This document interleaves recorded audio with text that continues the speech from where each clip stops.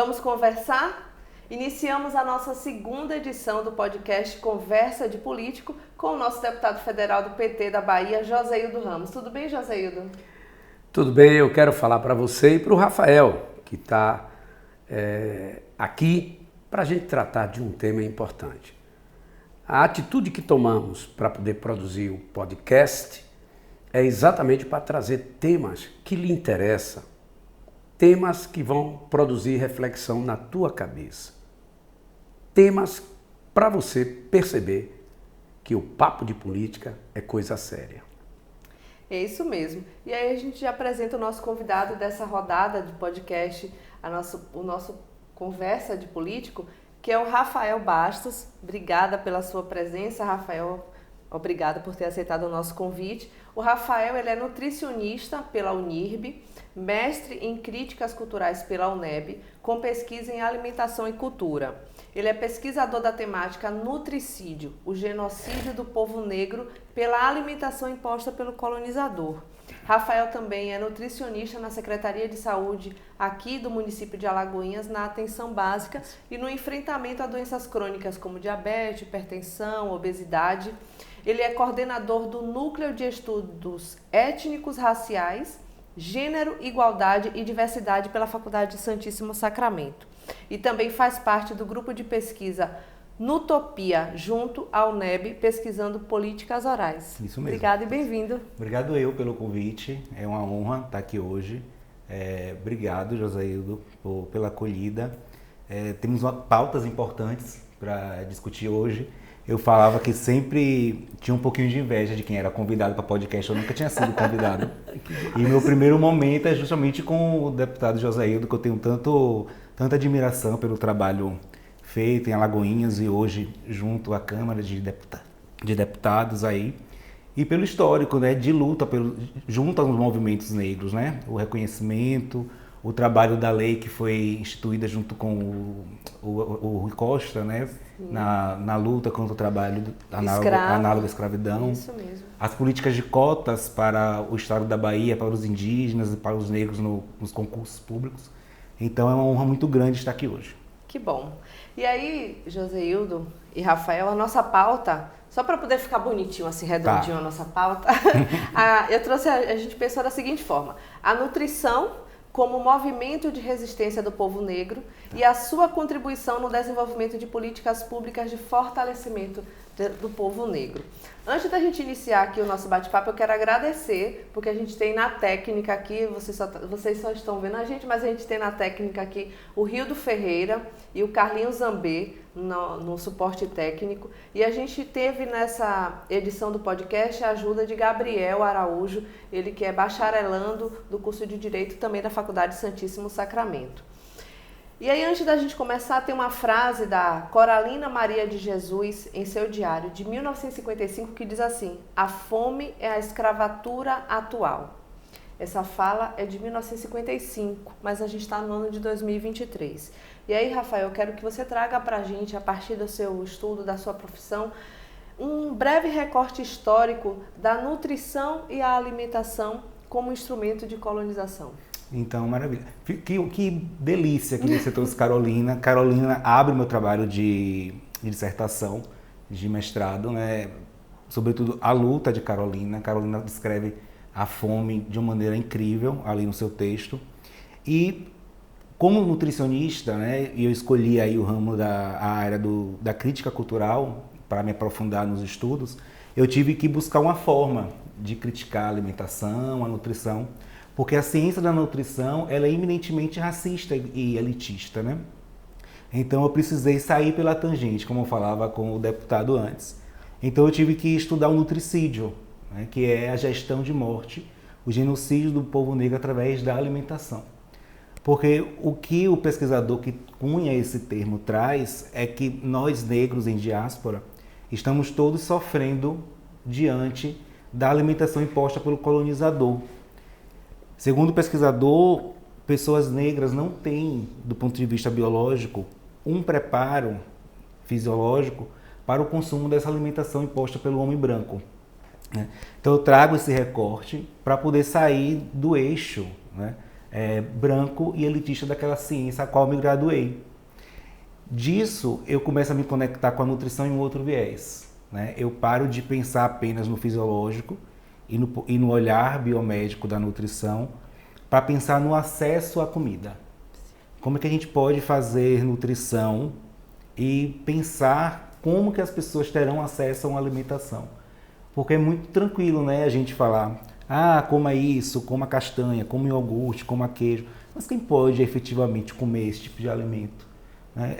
Quando a gente sabe que mais de 130 milhões de brasileiros, se não me falha a memória em relação ao número, hoje está em situação de fome, porque o Brasil volta para o mapa da fome, que a gente vai falar daqui a pouco.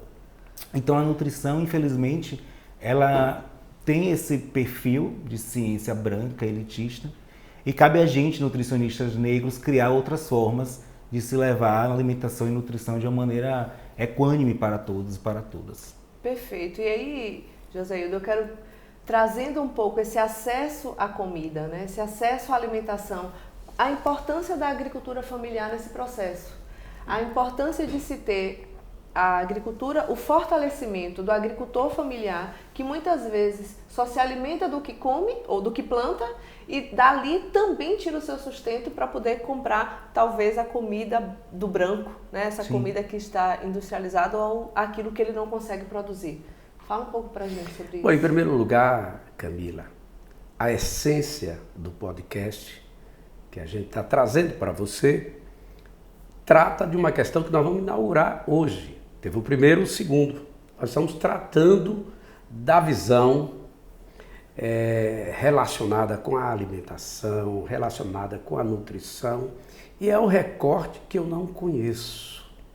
Entretanto, não preciso conhecer para que demonstre claramente que é um recorte do racismo estrutural. Daquela situação histórica em que a normalização da segregação acontece desde sempre, desde a colônia até então. Na colônia, muito mais. Nós estamos nos requisitos que são tão poderosos. Imagine o nível de dominação que se teve nas determinadas épocas que tem se sobreposto ao longo do tempo. Então, é um recorte extraordinário. Eu nunca trabalhei essa situação. Mas devo crer que você tem, por exemplo, nos povos originários, indígenas, quilombolas, nutrição que eles trouxeram há décadas, há séculos, e que foram felizes, que conseguiram constituir seu povo, e principalmente, nem no índio, nem nos negros, nas suas origens, havia desnutrição enquanto foram livres. No momento em que foram postos sem liberdades, a primeira coisa que acontece é a desnutrição. Tivemos isso aqui há pouco tempo. Se você tem uma floresta em pé, você não tem um indígena passando fome. Eu nunca vi indígena famélico. Só vi na demonstração que teve há pouco tempo atrás, nos últimos 4 anos. E quero dizer que esse recorte é super importante, porque isso informa e traz na nossa frente o racismo estrutural, ou seja, aquele que está implementado no cerne da sociedade e você não vê, você sente. Quando a gente fala, Joséildo, em, por exemplo, regularização fundiária, para dar direito a eles terem terra para produzir, para plantar, para colher, quando a gente fala em linhas de crédito rural, principalmente, a gente está falando em um processo de reparação? Vou trazer a palavra reparação. A gente está falando talvez em um processo de reparação? Eu não digo necessariamente que, do ponto de vista do domínio da terra para a produção, para que ela cumpra de fato a sua responsabilidade social e política, que consta no texto da Constituição Federal de 88, mas eu coloco claramente que as áreas quilombolas, que não são poucas nesse país, não são respeitadas e são vítimas de grilagens e de violências, várias violências até hoje. Portanto, é algo que, independente do terceiro governo Lula, a gente precisa aprofundar, de fato, o entendimento dessa questão para acabar de vez com essa naturalização, com esse conformismo, dessa desigualdade estrutural que é o racismo, do ponto de vista tanto dos negros quanto dos povos originários, indígenas, que aqui estão desde sempre. E Rafael, Joséildo trouxe na fala dele os quilombolas. Né? Você trabalha na atenção básica, imagino que atendendo também, aqui nós estamos em Alagoinhas, atendendo também essa comunidade quilombola. Há um processo de invisibilização dessa... Aí a gente está trazendo recorte quilombola, há um processo de invisibilização dessas comunidades? Eu acredito que sim. Eu sou nutricionista hoje na atenção básica e eu atendo justamente nas unidades de saúde daqui da cidade e em 2 territórios quilombolas, né? Que é o Cangula e o Oiteiro. Na realidade, o posto ele é alocado em Boa União, que, como eu falava com o deputado antes, para a gente é todo ele um território quilombola. E para além da invisibilização desses povos e desses locais, eu tenho pensado muito nos perigos que têm ocorrido, que é justamente o silenciamento de quanto o que eles produzem, tanto para a movimentação de economia, como para a saúde deles, é algo muito importante. Porque é muito difícil a gente brigar com a industrialização de alimentos. E a industrialização de alimentos, ela entra de maneira muito forte nesses territórios. Então a gente vê aquelas comunidades parando de comer o que lhe é genuíno, o que a terra lhes oferece, lhe fornece, para comer toda a classe de alimentos que vem aí da indústria de alimentos e padecendo de todos os alimentos compulsórios desse tipo de comportamento. Então a gente sabe, como o deputado falou antes, que negros africanos trazidos para o Brasil, raptados e trazidos para o Brasil, assim como os indígenas, não conheciam fome antes da entrada do homem branco, mesmo porque fome é uma quizila, como a gente fala em candomblé para esse povo, né? E hoje a gente está vendo esse povo voltando a padecer com a fome e algo muito curioso, que é padecendo das doenças crônicas não transmissíveis, como obesidade, diabetes, hipertensão, inclusive os povos originários, os indígenas. Se você parar para analisar, não víamos antes nas imagens, nas figuras indígenas obesos, né? Hoje é algo muito comum. Tem sido feito frentes de combate a isso junto aos povos originários. Então, a gente precisa, eu acho que, resgatar o quanto que o que esse povo produz é importante, né? É legítimo, é saudável. Como você traz resgatar, né? E aí eu volto aqui ao tema da agricultura familiar, sim, porque muito do que essa comunidade produz, né, é a agricultura ali da própria, sim, subsistência, mas que também é do sustento, do dia a dia. Sim.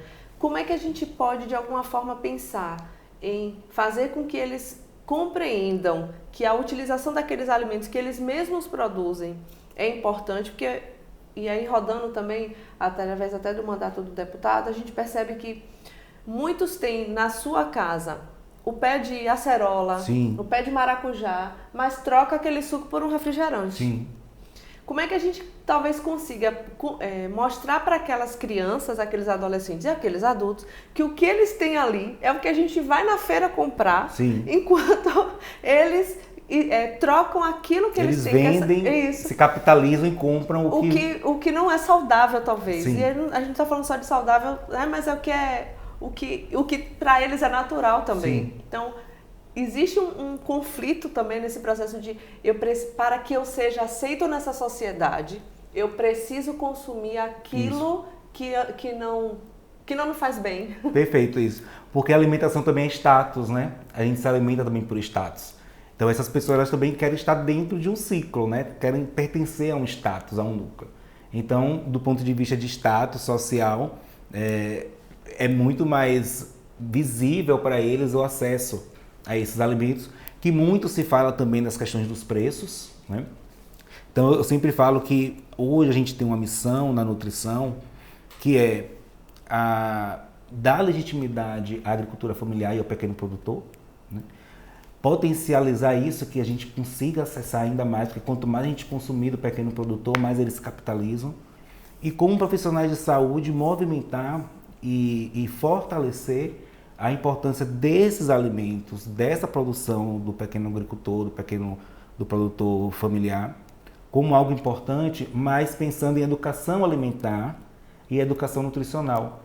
E a gente só consegue fazer isso na base, começando de criança, né? Educação infantil, fortalecendo, trazendo. Eu já fiz um trabalho uma vez numa escola, no Ponto do Beiju, que por sinal deveria ser uma comunidade quilombola, né, também, e as crianças não aceitavam o beiju, né, que é algo legítimo que é produzido ali, porque do ponto de vista de status social é interessante que consumam o biscoito, o suco de caixinha. Então a gente precisa realmente fazer um trabalho de educação nutricional e educação em saúde, levando para essas pessoas a nutrição não desse ponto de vista elitista, né? Porque se a gente começar a desmistificar o acesso a esses alimentos como algo bacana, como algo interessante do ponto de vista financeiro, econômico e social, o saudável vai entrar aí como algo muito natural. Eu penso nisso. Quer complementar mais um pouquinho, José? Eu vejo, eu estou aqui surpreso e feliz, Rafael, pelo fato de você proporcionar eu estou aqui refletindo. Imagine o racismo estrutural, a segregação estrutural está entre nós desde o processo de colonização. Observe que aí vem a gastronomia, a nutrição nesse processo. E aí os povos originários abrem mão da sua sabedoria, da oralidade que eles têm, e eles preferem não consumir o carboidrato de longa, não é, de longa cadeia, que pode nutrir o seu corpo de maneira equilibrada por um pão, por um biscoito, por uma farinha. Olha que a farinha é menor, o tamanho é maior da sua cadeia, portanto a nutrição chega a ser mais regular. Então aí aparece a obesidade vinculada ao diabetes, não é? Em populações que nunca, do ponto de vista tanto originário quanto do ponto de vista natural, tivesse esse tipo de problema. É como você alimentar, tipo assim, um animal longe da sua dieta histórica e natural. Ele, naturalmente, a depender do que se dê, será um animal diabético, não é? Tendo que entrar numa patologia que é humana, numa doença que é humana, não é dos animais. Então, isso demonstra com clareza a situação que é a gente conviver com o racismo estrutural. E estamos no Novembro Negro para poder fazer esse tipo de reflexão que não se encontra nos meios de comunicação que estão à disposição da maioria da sociedade.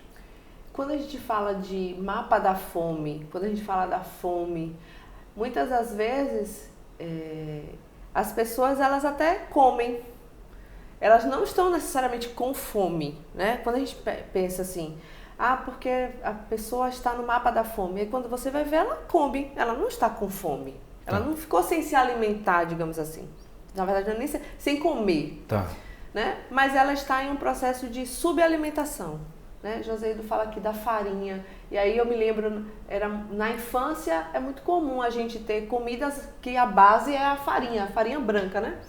Mas não necessariamente aquilo vai te trazer todos os nutrientes necessários para a sua alimentação adequada. E aí, fala pra gente um pouco, Rafael, também, esse processo da subalimentação, como, e aí eu trago, né, a gente está no mapa da fome, mas a subalimentação como um processo também de manutenção desse racismo estrutural. Sim, é porque, de acordo com o relatório da Rede Pensan, que foi liberado o ano passado, né, que foi uma atualização da pesquisa de 2021, em meses, e aí tiveram os números que levaram a gente ao mapa da fome, como a gente sabe hoje. Exatamente. A gente tem que analisar que temos, para além da fome, temos graus de insegurança alimentar, né? Grau leve, moderado e grave, né? E aí essa insegurança alimentar, a gente vai ver que vai existir momentos que a pessoa, ou a família, aquela casa, ela vai acessar algum alimento sim, mas não há um condicionante ali, um indicador de qualidade, tanto alimentar e de quantidade. E isso é muito grave, porque é a pessoa dormir sem saber o que vai comer no outro dia. Né? Ou comer pela manhã e não saber se vai ter comida para o jantar, tanto para ela quanto para os seus filhos. E essa subnutrição que você fala, ela se torna muito grave justamente por conta do acesso a essa alimentação industrializada, que é essa alimentação colonizada, como lá na África traz pra gente, que apesar dela encher a barriga em alguns momentos, né, ela não dá algo que é muito importante, sobretudo pra gente que é nordestino, que é a sustância. Né? Sim. Que é manter-se firme, e isso é a nutrição que vai fazer. Então a gente não pode garantir que uma família que só tem um pacote de biscoito ou um pouco de farinha para consumir ali durante a semana, ela vai estar em algum momento com a barriga cheia, talvez, mas ela não vai estar alimentada, ela vai estar subnutrida. Inclusive, já há estudos comprovando que daqui a alguns 10 anos, mais ou menos, a gente vai ver um número grande de crianças, que são crianças frutos aí pós-pandemia e pandemia, que já por conta do desgoverno anterior que nós tivemos, permitiu que entrássemos nesse quadro de desnutrição e de não acesso à comida, comendo ossos, né? Sim. Essas crianças com déficit de crescimento e déficit cognitivo, justamente por conta da escassez alimentar e do não acesso às proteínas. Né? Então é uma repercussão que a gente vai ver daqui a alguns anos justamente nessas crianças que foram filhas da pandemia, justamente por conta dessa subnutrição aí compulsória. E aí ele traz aqui, Joseildo, o desgoverno, né? E a gente não pode deixar de falar, teve esse processo da subalimentação e da retirada mesmo de alimentos da população pobre, e aí a gente sabe que na sua maioria está a população negra, mas da população pobre. A gente sabe que durante o processo do antigo governo Bolsonaro, a gente teve uma diminuição do reconhecimento das comunidades quilombolas, principalmente pela Fundação Palmares, né, que é a porta de entrada para que a gente tivesse o reconhecimento dessas comunidades, para que ela tenha acesso a políticas públicas. Quando você foi prefeito de Alagoinhas, o Rafael trouxe aqui das visitas de trabalho dele, a comunidade do Oiteiro e a comunidade do Cangula, elas foram reconhecidas e titularizadas quilombolas na sua gestão enquanto prefeito.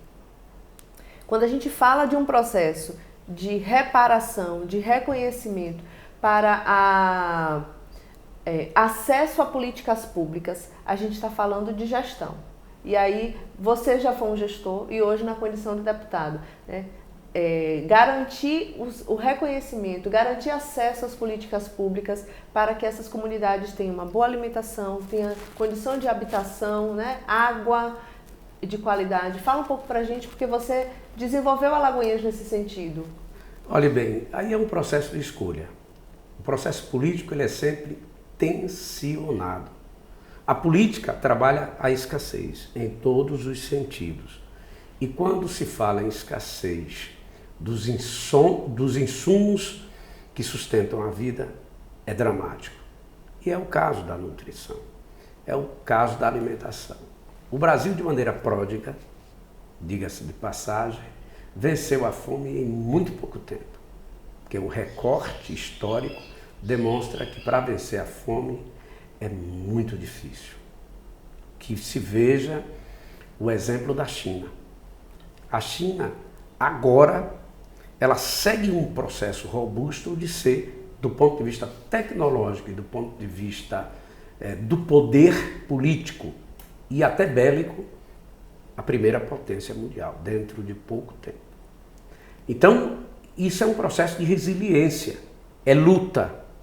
Então, eu me lembro que a gente assumiu protagonizar todas as etapas de emancipação, de reconhecimento daquelas comunidades quilombolas. Fizemos isso e tivemos frutos, porque essas que foram assumidas e reconhecidas, observe que a qualidade de vida, quando comparada com as demais, é muito mais efetiva. Então é isso que a gente tem que fazer.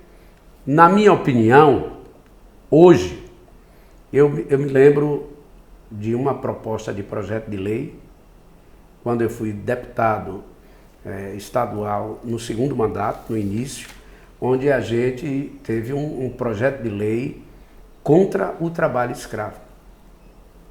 E esse projeto de lei, ele foi acolhido pela oposição e por nós, que era de situação, mas até hoje, os nossos governos não regulamentaram.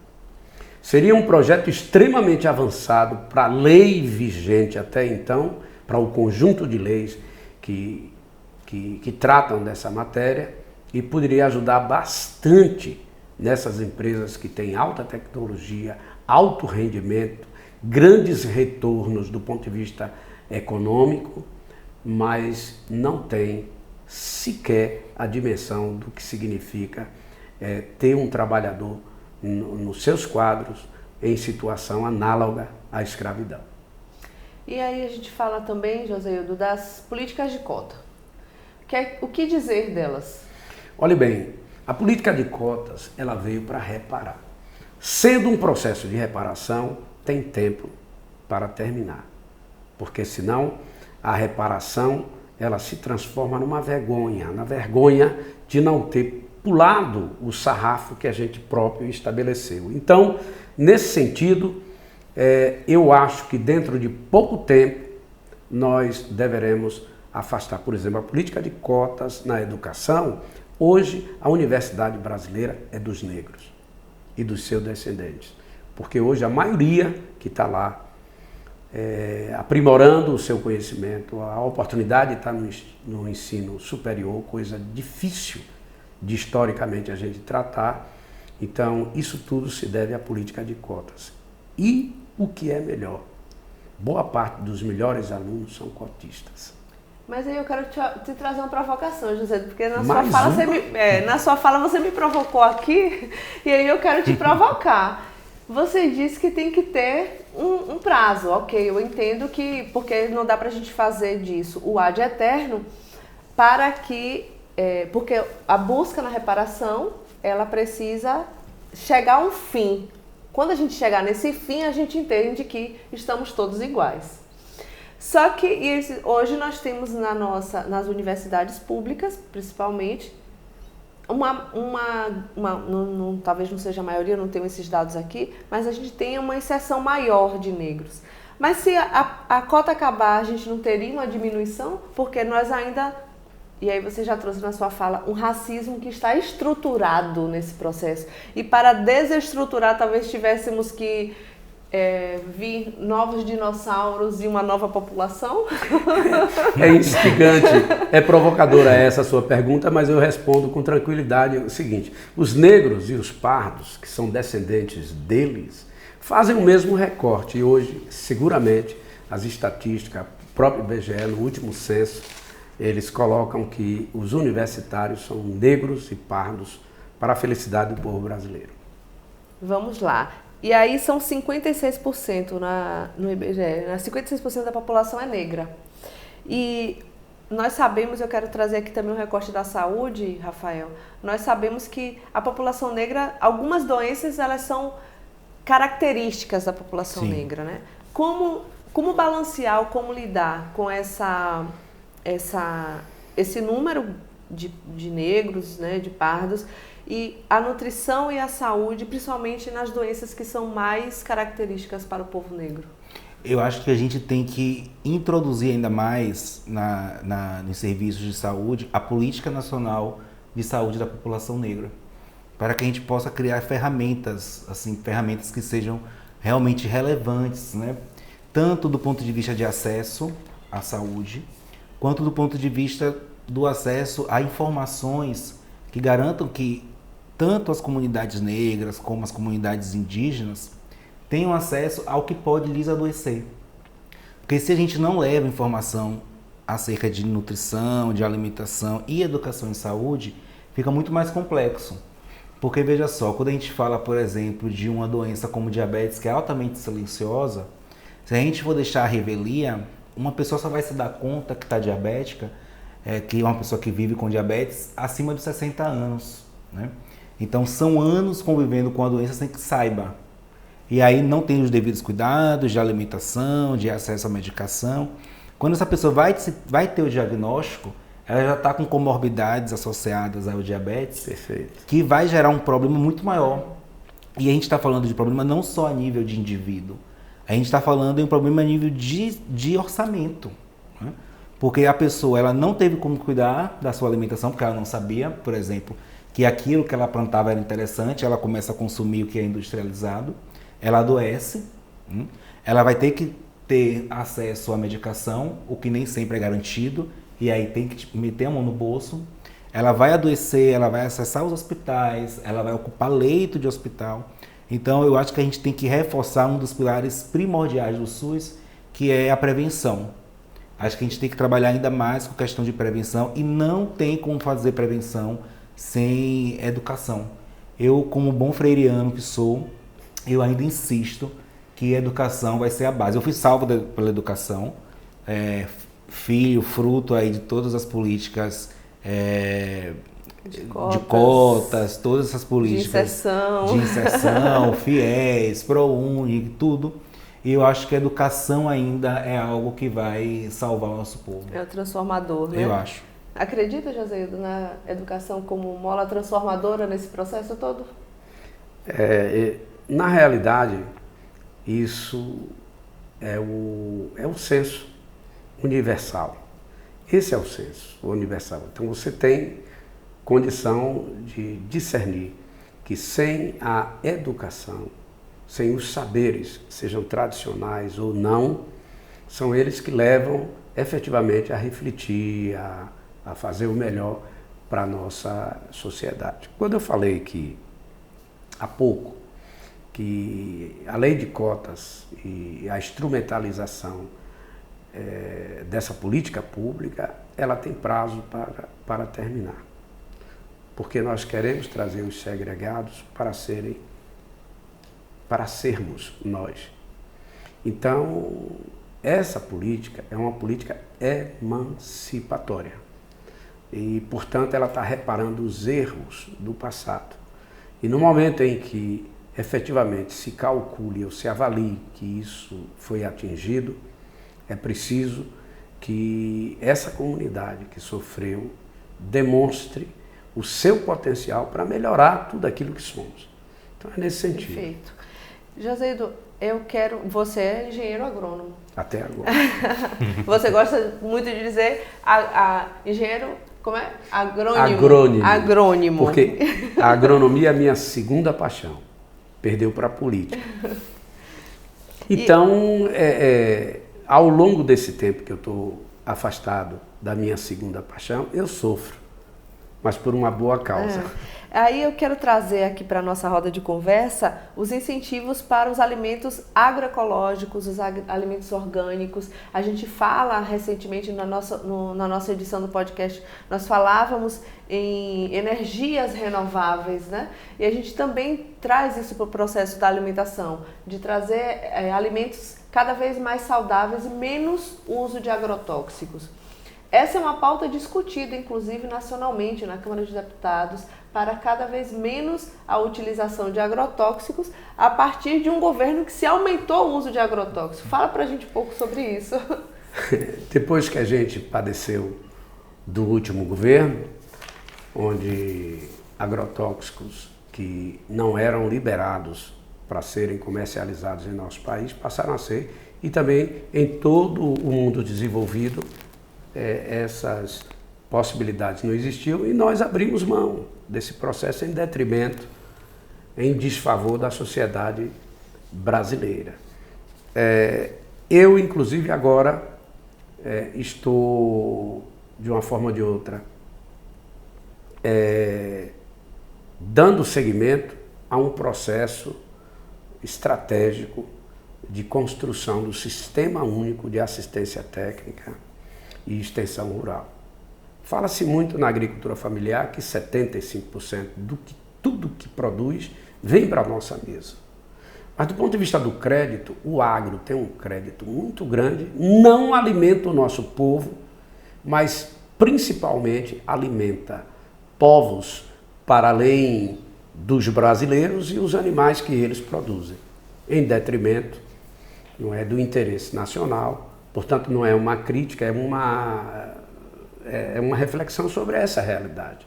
Então, está na hora da gente construir um sistema público de assistência técnica e extensão rural, que seja uma política pública de Estado para garantir, no menor espaço de tempo, o combate à fome. A fome é a maior tragédia do ser humano. E nós voltamos a conviver com isso quando, no primeiro governo Dilma, depois dos 2 governos de Lula, o Brasil foi proclamado como a 6ª maior economia, e hoje estamos na 12ª condição, ou seja, a 12ª economia, mas com 30 milhões de brasileiros passando fome, já foram 33, baixou 10%, e mais da metade da nossa população em insegurança alimentar. Então é uma tragédia num país tão rico, que tem a maior matriz de sustentabilidade do ponto de vista energético, ou seja, nós seremos os principais atores da economia verde, da sustentabilidade de todo mundo, e estamos ainda sem refletir sobre o que está acontecendo. Eu quero ouvir você também sobre essa temática, Rafael, da necessidade de se ter alimentos, né, cada vez mais naturais, em detrimento, inclusive, de uma saúde cada vez mais industrializada, cada vez mais tóxica. Sim. Só um adendo que o deputado falou que tinha deixado a agronomia de canto, né? A gente viu que o negócio está aí, latente, né? Inclusive a agronomia e nutrição andam de mãos dadas, sim, né? Embora as pessoas não se deem conta disso. Eu penso que a gente precisa hoje garantir não só acesso à comida. Assim, a gente precisa garantir para esses povos, para os povos originários, para os territórios quilombolas, que diferente do que muita gente pensa, quilombo não é só terra de negro fugido, é um núcleo, né, pertencentes originários de negros, mas que tem um modo de vida todo comum, né? E eu penso que uma das formas da gente combater esse consumo desses alimentos é a gente pensar não só no acesso e segurança alimentar, mas a gente pensar em algo que eu gosto muito, que é o conceito de soberania alimentar. Porque a soberania alimentar, ela vai garantir que esses povos tenham garantido as suas terras, a sua comida e a sua forma de lidar com o alimento, com o plantio, com a colheita, com a produção alimentícia. Veja, a gente aqui de Alagoinhas, a gente talvez não se dê conta que é uma cidade que é um polo de mandiocultura. Sim. Assim, né? E eu vejo isso muito pouco falado. Assim, né? Como que a gente vai valorizar mais esses povos? Né? A gente fica achando bonito, a gente fala assim, que cultural, as mulheres com os beijos, as cestas de beiju nas portas aos sábados, mas a gente não está vendo que aquilo ali é uma desvalorização de mão de obra daquela mulher. Né? Porque está carregando aquele cesto, comprometendo o cervical, adoecendo com o tempo. Como é que a gente pode potencializar esses trabalhos, né? Essas culturas que são feitas, que são produzidas, que têm o seu cunho cultural também, mas que tem uma contribuição importante para a cultura local. Então eu acho que uma das formas da gente começar a afastar esse consumo é realmente pensar no pequeno produtor, incentivando a soberania alimentar. Você trouxe uma temática que eu tinha colocado aqui na minha pauta e a gente não... Está tudo conectado. E a gente ainda não tinha falado, que é exatamente esse processo de regionalização da alimentação. Uhum. Né? Joseildo, você na condição de parlamentar e já esteve na condição de estadual, hoje federal, já esteve na gestão de um município importante como é Alagoinhas, e eu sempre escuto você falar da regionalização, né? Aproveitar o que é de cada lugar e potencializar isso. E aí você trouxe essa coisa da regionalização também da alimentação. E aí eu volto aqui para a agricultura familiar, porque eu acho que é um lugar que é muito recorrente. A gente aqui em Alagoinhas tem o espaço ali na Calu, que é muito forte, das hortaliças. A gente já trouxe aqui o ponto do beiju com a benfeitoria da mandioca e todo o seu processo. Fala um pouco para a gente aí dessa regionalização, a importância de você fortalecer o agricultor familiar na sua vocação e as suas regiões na vocação de cada uma delas? Por exemplo, eu estava falando da construção do sistema único de assistência técnica e extensão rural, envolvendo a academia brasileira, seja a universidade estadual e federal, que é quem deve formar os extensionistas, quem vai dar assistência técnica, mas também as pesquisas. Não adianta o povo brasileiro, através dos seus governos, através de política pública, promover assistência técnica para quem não precisa. O médio produtor e o agro, não é? A agricultura comercial, o agronegócio, não precisa que ninguém patrocine a sua assistência técnica. Esse sistema é um sistema voltado para a agricultura familiar. Nós temos 5 grandes regiões e cada uma delas tem o seu recorte do ponto de vista nutricional, alimentar e de produção de alimentos saudáveis, orgânicos e produzidos pelos agricultores familiares. Mas a assistência técnica, ela tem que se incumbir, ela tem que respeitar a história das relações socioeconômicas das 5 regiões. Então, o extensionista do Sul não pode ser igual ao do Sudeste, ao do Nordeste, ao do Centro-Oeste e ao do Norte. Então, é isso que nós precisamos inaugurar para que nosso povo se nutra da melhor maneira possível a partir do seu histórico e das suas relações culturais e econômicas. Portanto, a gente tem aquilo que outros países não têm e a gente precisa sistematizar essa questão e eu estou colocando à disposição essa reflexão e eu espero que a gente possa, daqui a mais ou menos um ano, estar com tudo isso pronto.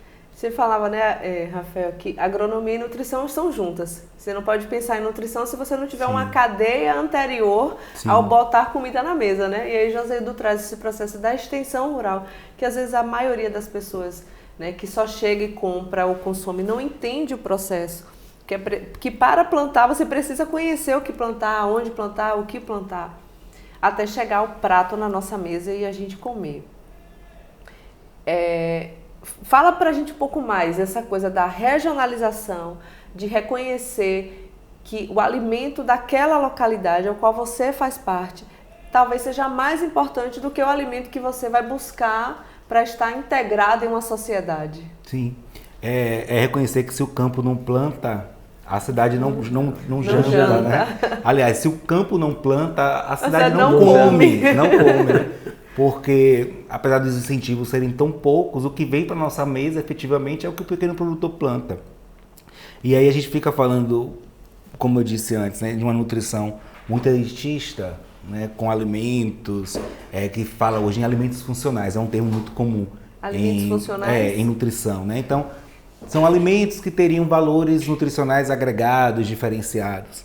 E aí falam muito em algumas frutas. Vamos pensar aqui, frutas vermelhas, blueberry, cranberry, várias berries aí. E aí quando a gente pensa, aqui na nossa região, nós temos plantações nativas de acerola. Eu tinha pensado na acerola quando laranja, você falou fruta vermelha. De laranja. A Alagoense produz muita goiaba. Sim. Ainda, manga. Então, que isso é uma forma da gente potencializar o que temos aqui, que é um dos fundamentos da nutrição também, né? Pensar na regionalização da coisa. E fundamentar que esses alimentos, eles são potentes, assim. Então a gente sai desse eixo elitista e isso vai aproximar a nutrição do povo, né? Que a gente pensar, por exemplo, que não precisa comer farinha de não sei o que para ser saudável. A gente pode comer mandioca, a gente pode comer aipim, né? Então, eu acredito que a gente precisa trazer a coisa para perto, assim. Fortalecer que as pessoas precisam parar de ir tanto no supermercado e ir para a central de abastecimento e para a feira. Você olha para Lagoinhas, por exemplo. Você gosta muito da feira. Hoje eu tenho ido pouco à feira, porque Lagoinhas hoje tem tido muitas feirinhas de bairro, né? Que são ótimas também. E aí é fortalecer isso, porque ali você consegue movimentar de uma outra maneira. Sim. Você economiza o seu dinheiro, né? Você não libera o seu dinheiro para as grandes empresas de mercado. E você deixa o dinheiro na mão do pequeno produtor, do feirante. E quando a gente consegue movimentar esse dinheiro no feirante, a gente sabe que aquela população ali, na sua grande maioria, é uma população preta. É uma população negra. Então a gente está deixando o dinheiro na mão dessas pessoas, está fortalecendo a economia desses lugares. Eu estou adorando a nossa conversa. Eu levaria aqui para a gente ir até um monte. Isso é sinal que está acabando. Exatamente, porque senão a gente fica aqui conversando muito, mas eu confesso que quando a gente pensou em discutir essa temática, e aí a gente traz o Novembro Negro, porque está nesse processo, né, evidenciando a reflexão e trazendo a consciência da importância do combate ao racismo estrutural. Mas a gente precisa sair do novembro, porque o negro é negro todos os dias, todos os meses e em todas as cores que são feitas do nosso ano, né? Do branco, do janeiro até o dezembro, que eu não sei, não me lembro a cor daqui da campanha que é em janeiro ou em dezembro, mas a gente precisa trazer o fortalecimento do combate ao racismo, o fortalecimento para que esse racismo estrutural ele se encerre, né? E a gente não tenha mais as cotas, porque a gente chegou a um processo de igualdade e equidade, mas a gente ainda tem a fome como uma sustentação de projetos políticos. Sim. A gente viveu isso no governo anterior e a gente está buscando, a partir desse novo governo Lula, diminuir ou sair novamente do mapa da fome, porque a gente já tinha saído, e garantir políticas públicas que dê acesso principalmente a população negra, que é a maioria no Brasil. Como é que a gente pode pensar, e aí trazendo a nutrição nesse processo, que eu gostei muito de trabalhar, de pensar a nutrição como algo que é estruturado para colonizar, para escravizar, para diminuir. Como é que a gente pode, e aí você como acadêmico, Rafael, trazer o fortalecimento do combate ao racismo, trazer o fortalecimento de uma cultura negra, de um povo negro, e a gente vai falar aí, a gente trouxe aqui um recorte da agricultura, mas a gente poderia estar falando da nutrição também num recorte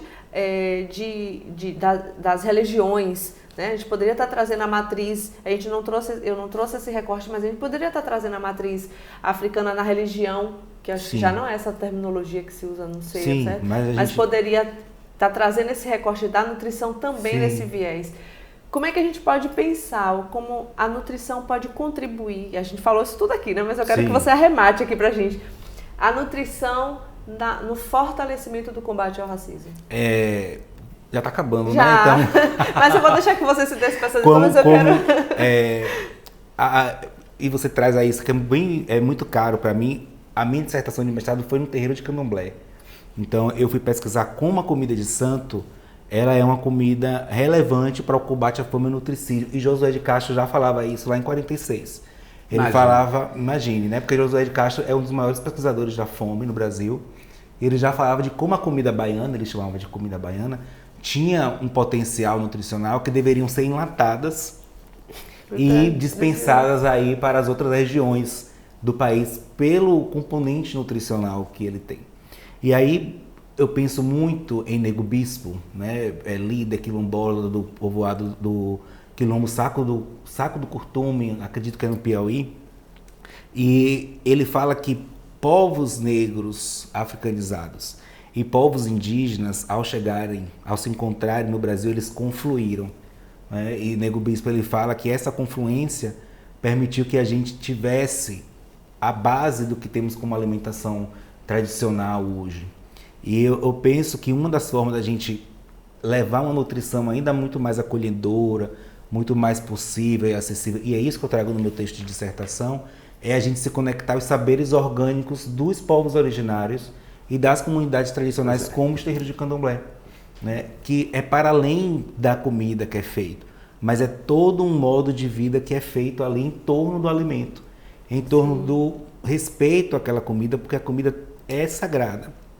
E se cada pessoa tem uma divindade, todas as pessoas precisam ter por direito, para além do que a nossa Constituição fala desde 88, ter por direito o acesso ao alimento, garantia da comida. E é isso que povos tradicionais, como os terreiros de Candomblé, prezam. todos aqui precisam comer. É o Olubajé, né, que é a grande partilha do alimento, uma festa do velho Omolu. Todos precisam comer, todos precisam garantir, a gente precisa garantir que todos comam. E aí a gente precisa realmente voltar para esses povos.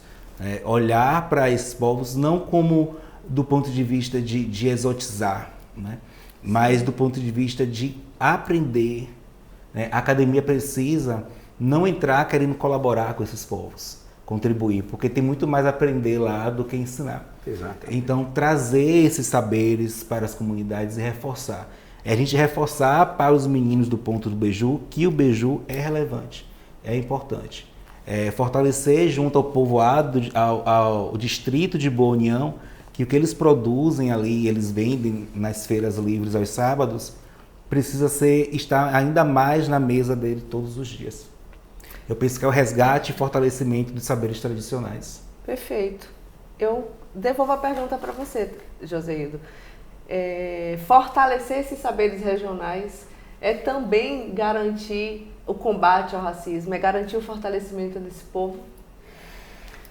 Na minha opinião, por exemplo, ele fala das religiões de matriz africana e a gente percebe, onde elas existem, existe o respeito à alimentação.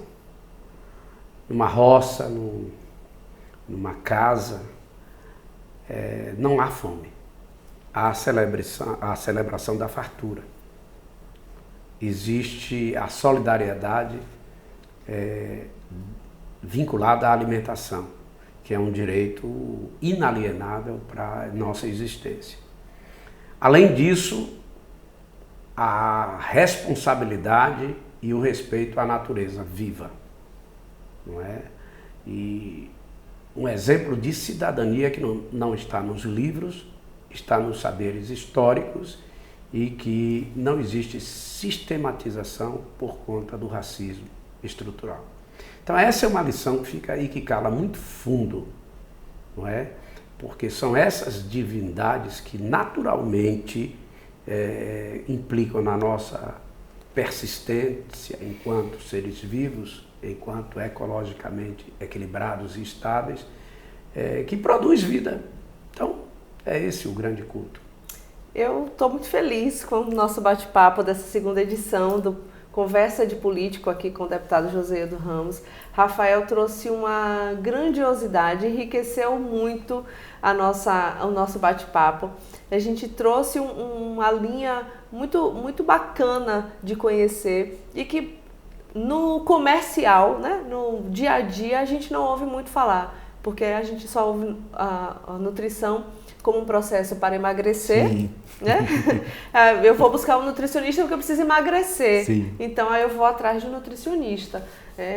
Inclusive nos blogs de academia existe o patrocinador do nutricionista, que é aquele que só paga e nunca vai, porque vai emagrecer. Sim. Mas a gente traz um recorte da nutrição como vida, Sim. né?